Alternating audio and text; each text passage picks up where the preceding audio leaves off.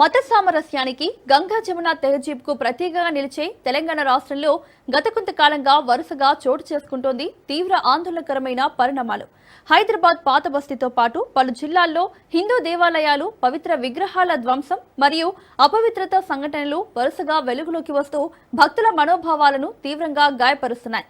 మేడ్చల్, కీసరా, మహబూబ్ నగర్, కోరుట్ల, వరంగల్ చారిత్రక క్షేత్రాల నుండి బార్కు వరకు చిన్న పెద్ద ఆలయాలను లక్ష్యంగా చేసుకుని జరుగుతున్న ఈ దాడుల వెనుక ఉన్న రాజకీయ కోణాలేంటి?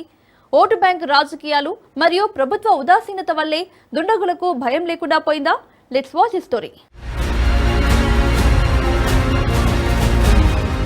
తెలంగాణ రాష్ట్రంలో గత కొంతకాలంగా వరుసగా చోటు చేసుకుంటున్న హిందూ దేవాలయాలు, విగ్రహాల ధ్వంసం మరియు అపవిత్రత సంఘటనలు సమాజంలో తీవ్ర ఆందోళనను, సామాజిక రాజకీయ వేడిని పెంచుతున్నాయి. మత సామరస్యానికి ప్రతీకగా నిలిచే ఈ గడ్డపై 2025 నుండి 2026 ప్రస్తుత కాలం వరకు హైదరాబాద్ పాత బస్తీతో పాటు పలు జిల్లాల్లో చిన్న పెద్ద స్థాయిలో జరిగిన కొన్ని ఉదంతాలు భక్తుల మనోభావాలను తీవ్రంగా దెబ్బతీయడమే కాకుండా శాంతి భద్రతలకు పెద్ద సవాలుగా మారాయి. రాష్ట్రంలో కాంగ్రెస్ ప్రభుత్వం అధికారంలోకి వచ్చినప్పటి నుండి ఒక నిర్దిష్ట ప్రణాళిక ప్రకారం కేవలం హిందూ దేవాలయాలనే లక్ష్యంగా చేసుకుని దాడులు జరుగుతున్నాయని, హిందువుల మనోభావాలు దెబ్బతీసేందుకు కొందరు ఉద్దేశపూర్వకంగానే ఇటువంటి చర్యలకు పాల్పడుతున్నారని ప్రతిపక్ష నేతలు మరియు హిందూ సంఘాలు ఆరోపిస్తున్నాయి.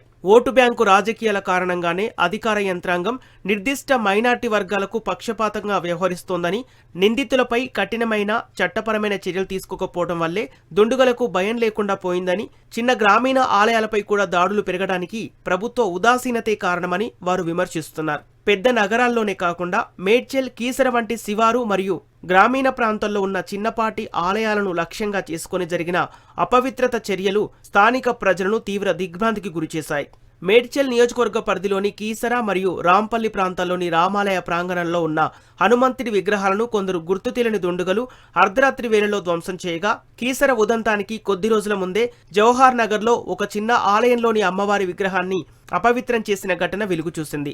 అలాగే మేడ్చల్ పరిధిలోని చారిత్రక రామలింగేశ్వర స్వామి ఆలయంలో గుర్తు తెలియని దుండుగలు చొరబడి కుండీని పగలగొట్టి ఆలయ వస్తువులను అపవిత్రం చేయడంపై స్థానిక భక్తులు, హిందూ సంస్థలు ఆలయం వద్ద పెద్ద ఎత్తున నిరసన ప్రదర్శనలు నిర్వహించి భద్రత పెంచాలని డిమాండ్ చేశాయి. ఈ దాడుల పరంపర కేవలం శివారు ప్రాంతాలకే పరిమితం కాకుండా రాష్ట్ర వ్యాప్తంగా విస్తరిస్తూ తీవ్ర ఉద్రిక్తతలకు దారితీసింది. మే 2026లో బక్రీద్ పండుగ సమయంలో మహబూబ్ నగర్ పరిధిలోని ముత్యాలమ్మ ఆలయంలోని అమ్మవారి విగ్రహాన్ని కొందరు దుండుగలు రాత్రికి రాత్రే పాక్షికంగా ధ్వంసం చేయగా, జగిత్యాల జిల్లా కోరుట్ల పట్టణంలో అదే పండుగ సందర్భంగా అర్ధరాత్రి వేళ లక్ష్మీనారాయణ స్వామి దేవాలయం, హనుమాన్ ఆలయం సమీపంలో కొందరు దుండుగలు గోమాంసం, పశువుల వ్యర్థాలు పడేయడం తీవ్ర ఉద్రిక్తతకు దారితీసింది. తమ మతపరమైన భావాలను దెబ్బతీసేలా ప్రవర్తించిన నిందితులను వెంటనే అరెస్టు చేయాలని డిమాండ్ చేస్తూ బీజేపీ శ్రేణులు, హిందూ నాయకులు స్థానికంగా పెద్ద ఎత్తున ఆందోళన చేపట్టారు. మరోవైపు మే 2026లోనే వరంగల్ జిల్లా ఖానాపూర్ మండలం అశోక్ నగర్ గ్రామంలోని మట్టికోటలో ఉన్న సుమారు 800 ఏళ్ల నాటి కాకతీయ కాలపు పురాతన శివాలయాన్ని ప్రభుత్వ విద్యాసంస్థ భవన నిర్మాణ ప్రక్రియలో భాగంగా బుల్డోజర్లతో కూల్చివేయటం తీవ్ర కలకలం రేపింది. చారిత్రక సంపదను ధ్వంసం చేయడంపై స్థానికులు, హిందూ సంఘాలు పెద్ద ఎత్తున నిరసనలు చేపట్టడంతో జిల్లా కలెక్టర్ స్పందించి అదే స్థలంలో ఆలయాన్ని తిరిగి పునర్నిర్మిస్తానని ప్రకటించారు. ఫిబ్రవరి 2026లో చంద్రయానగుట్ట పరిధిలోని బార్కాస్లో ఉన్న దాదాపు 200 ఏళ్ల నాటి చారిత్రక ఆంజనేయ స్వామి ఆలయ గ్రిల్స్ తాళాలు పగలగొట్టి లోపలికి ప్రవేశించిన దుండగులు స్వామివారి విగ్రహ సింధూరాన్ని చెరిపివేసి గర్భగుడిని అపవిత్రం చేశారు. జనవరి 2026లో సంక్రాంతి పండుగ వేళ పురాణాపూల్ దర్వాజా వద్ద ఉన్న మైసమ్మ ఆలయంలోకి ఒక వ్యక్తి చొరబడి పీఓపీ విగ్రహాన్ని, ఫ్లెక్స్ బ్యానర్లను ధ్వంసం చేయటం, ఆ ఘటనతో ఆగ్రహించిన జనసమూహం ప్రతిదాడికి దిగడం, నిరసనకారులను అదుపు చేసే క్రమంలో 4 పోలీసులు గాయపడటం తీవ్ర సంచలనం సృష్టించింది. అదే నెలలో మల్కాజ్గిరి పరిధిలోని సఫిల్గూడ కట్టమైసమ్మ ఆలయ గర్భగుడి పరిసరాల్లోకి ఒక వ్యక్తి అక్రమంగా చొరబడి మలమూత్ర విసర్జన చేస్తూ తీవ్ర అపవిత్రతకు పాల్పడ్డాడు. నిందితుడు మానసిక వికలాంగుడని పోలీసులు ప్రకటించినప్పటికీ భక్తులు దీనిపై తీవ్ర ఆగ్రహం వ్యక్తం చేశారు. ఈ విధమైన వరుస దాడుల పరంపర తెలంగాణలో తీవ్ర రాజకీయ వివాదానికి కేంద్ర బిందువుగా మారింది.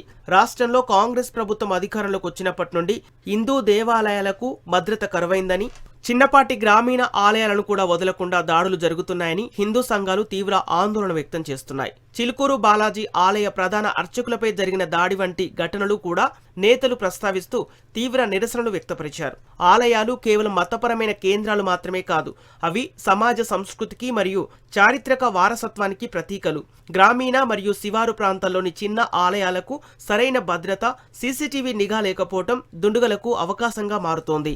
రాష్ట్రంలో ఇటువంటి అవాంఛనీయ సంఘటనలు పునరావృతం కాకుండా చూడటానికి చిన్న పెద్ద దేవాలయాల వద్ద నిఘాను పెంచడం, రాత్రిపూట పోలీసుల గస్తీని ముమ్మరం చేయటం మరియు దోషులకు త్వరితగతిన కఠిన శిక్షలు పడేలా చూడటం ఎంతైనా అవసరమని సాంస్కృతిక మేధావులు అభిప్రాయపడుతున్నారు. ఇలాంటి ఉద్రిక్త పరిస్థితుల్లో దేశవ్యాప్తంగా సాంస్కృతిక పునర్జీవనానికి, దేశ సమగ్రతకు మరియు సనాతన ధర్మ పరిరక్షణకు ప్రధానమంత్రి నరేంద్ర మోదీ తీసుకుంటున్న చారిత్రాత్మక నిర్ణయాలు, వారి ప్రధాన పాత్రను ఈ సందర్భంగా ప్రజలు విస్తృతంగా చర్చించుకుంటున్నారు. దశాబ్దాలుగా ఓటు బ్యాంకు రాజకీయాలు మరియు బుజ్జగింపు ధోరణుల కారణంగా నలిగిపోయిన ఎన్నో పవిత్రమైన ఆధ్యాత్మిక క్షేత్రాలకు మోదీ నాయకత్వం సరికొత్త దిశను చూపింది.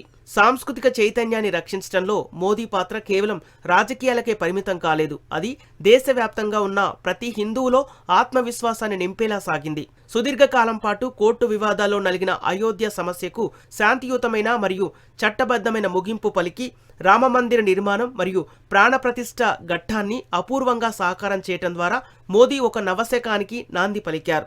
ఈ నిర్ణయం కేవలం ఒక ఆలయ నిర్మాణానికి పరిమితం కాలేదు, ఇది భారతదేశ సాంస్కృతిక పునర్జీవనానికి, జాతీయ సమగ్రతకు ప్రతీకగా నిలిచింది. ఆధ్యాత్మిక నగరంగా అయోధ్య రూపాంతరం చెందడం ద్వారా దేశవ్యాప్తంగా ఉన్న సాంస్కృతిక కేంద్రాల రక్షణపై సరికొత్త ఆలోచన ప్రారంభమైంది. అదేవిధంగా దశాబ్దాలుగా కాశ్మీర్లోను అశాంతికి, వేర్పాటువాదానికి మరియు తీవ్రవాదానికి నిలయంగా మార్చిన రాజ్యాంగ తాత్కాలిక నిబంధన ఆర్టికల్ 370ను ఒకే ఒక్క సాహసోపేతమైన నిర్ణయంతో రద్దు చేయడం ద్వారా ఒకే దేశం ఒకే రాజ్యాంగం అనే నినాదం క్షేత్రస్థాయిలో నిజమైంది. ఈ నిర్ణయం ద్వారా అక్కడి చారిత్రాత్మక మరియు పురాతన దేవాలయాల పునరుద్ధరణకు, రక్షణకు మోదీ ప్రభుత్వం మార్గం సుగమం చేసింది. భద్రతాపరమైన తీవ్ర సవాళ్లు ఎదురవుతాయన్న అంతర్జాతీయ విశ్లేషకుల అంచనాలను తారుమారు చేస్తూ అత్యంత వ్యూహాత్మకంగా శాంతి భద్రతలకు విఘాతం కలగకుండా ఈ ప్రక్రియ పూర్తి చేయటం మోదీ ప్రభుత్వ రాజకీయ చతురతకు మచ్చుతునక. కేవలం కాశ్మీర్ మాత్రమే కాకుండా దేశవ్యాప్తంగా కాశీ విశ్వనాథ్ కారిడార్, ఉజ్జయిని మహాకాల్ లోక్, కేదార్నాథ్ క్షేత్రాల ఆధునీకరణ మరియు పునరుద్ధరణ వంటి బృహత్తర ప్రాజెక్టులను మోదీ స్వయంగా పర్యవేక్షించి పూర్తి చేయటం వారి దృఢ సంకల్పానికి నిదర్శనం.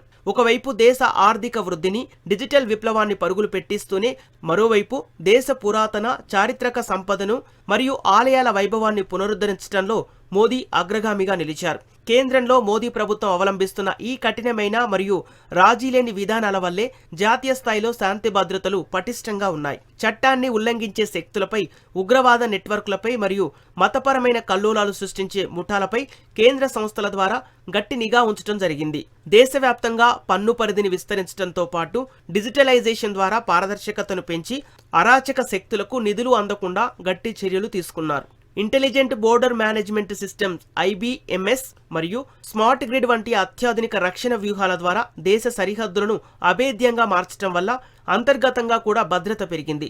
ప్రధాని మోదీ అవలంబిస్తున్న ఈ జాతీయవాద విధానాలు, కఠిన నిర్ణయాలు స్థానిక రాష్ట్ర ప్రభుత్వాలు కూడా తమ పరిధిలోని ఆలయాలకు భద్రతను కల్పించడంలో మరింత బాధ్యతాయుతంగా వ్యవహరించాలనే ఒత్తిడిని సృష్టిస్తున్నాయి. తెలంగాణలో ప్రస్తుతం కనిపిస్తున్న ఆలయాల అపవిత్రత సవాళ్లను ఎదుర్కోవటానికి కేంద్రంలో మోదీ ప్రభుత్వం అవలంబిస్తున్న కఠిన చట్టాల అమలు, సాంకేతిక పరిజ్ఞానం ఆధారిత నిఘా వ్యవస్థల నమూనా అత్యంత ఆవశ్యకం.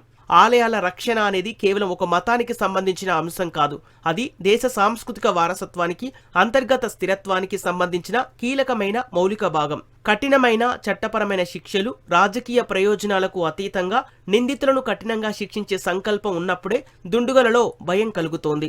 అప్పుడే మత సామరస్యానికి నిలయమైన తెలంగాణలో శాంతి భద్రతలు పరిరక్షించబడతాయి మరియు భక్తుల మనోభావాలకు సంపూర్ణ రక్షణ లభిస్తోంది.